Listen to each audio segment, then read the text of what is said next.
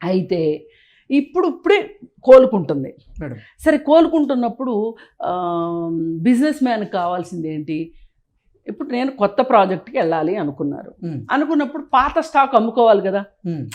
పాత స్టాక్ ఖాళీ అయితేనే ఆ డబ్బులు వస్తేనే కొత్త ప్రాజెక్ట్కి వెళ్ళగలుగుతారు. అందుకోసం ఏం చేస్తున్నారంటే వాళ్ళు ఒత్తిడితో అమ్ముతున్నారు. అమ్మేవాళ్ళు కూడా కొంతమంది ఉన్నారు, కానీ ఏంటంటే నెక్స్ట్ ప్రాజెక్ట్కి వెళ్ళాలి కాబట్టి ఇవి కంప్లీట్ చేసేసుకుందాం అని చెప్పి వీళ్ళు, ఇందాక నేను చెప్పాను కదా, హెచ్ఆర్లనో లేకపోతే ఎవరినో ఒకరిని కంపెనీలను పట్టుకొని, ఇప్పుడు సాఫ్ట్వేర్ కంపెనీలు ఉన్నాయి.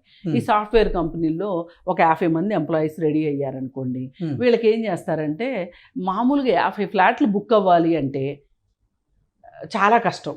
50 ఫ్లాట్లు క్లోజ్ చేయాలంటే చాలా కష్టం. అలాంటిది 50 ఫ్లాట్లు ఒకేసారి బుక్ అవుతున్నాయి అంటే, క్లోజ్ అవుతున్నాయి అంటే వాళ్ళకి పైగా డబ్బులు వచ్చేది కూడా యూనిఫామ్గా వస్తాయి.